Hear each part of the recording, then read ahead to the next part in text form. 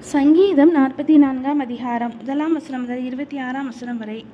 தேவனே, எங்கள் பிதாக்களுடைய நாட்களாகிய பூர்வ நாட்களில் நீர் நடப்பித்த கிரியைகளை அவர்கள் எங்களுக்கு அறிவித்தார்கள். அவைகளை எங்கள் காதுகளால் கேட்டோம். தேவரீர் உம்முடைய கையினாலே ஜாதிகளை துரத்தி இவர்களை நாட்டி ஜனங்களை துன்பப்படுத்தி இவர்களை பரவ பண்ணினீர்.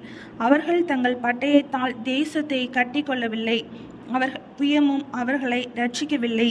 நீர் அவர்கள் மேல் பிரியமாயிருந்தபடியால் உம்முடைய வலதுகரமும் உம்முடைய புயமும் உம்முடைய முகத்தின் பிரகாசமும் அவர்களை இரட்சித்தது. தேவனே, நீர் என் ராஜா, யாக்கோபுக்கு இரட்சிப்பை கட்டளையிடும்.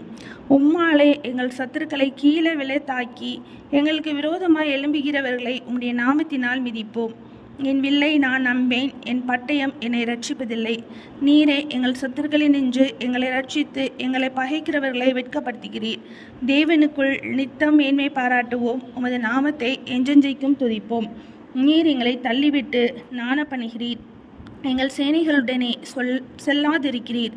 சத்துருவுக்கு நாங்கள் இடைந்து பின்னிட்டு திரும்பி போக பண்ணுகிறீர்.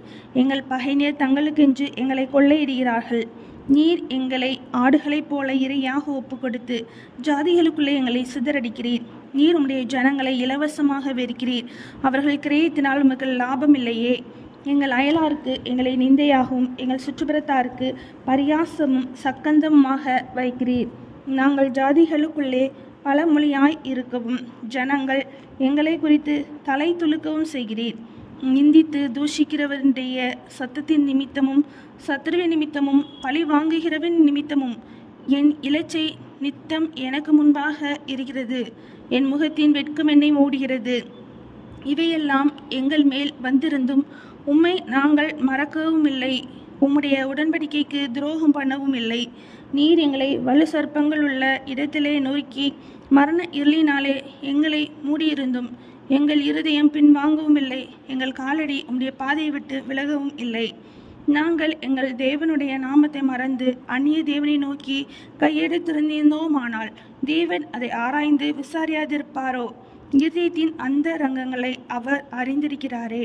உமது நிமித்தம் எந்நேரமும் கொல்லப்படுகிறோம், அடிக்கப்படும் ஆடுகளைப் போல எண்ணப்படுகிறோம். ஆண்டவரே, விழித்து கொள்ளும், ஏன் நித்திரை பண்ணுகிறீர்? எழுந்தருளும், எங்களை எஞ்சைக்கும் தள்ளிவிடாதிரும்.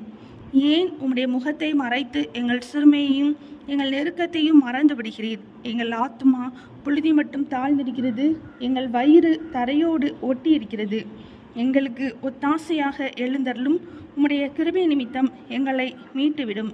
சங்கீதம் 44 அதிகாரம் முடிந்தது.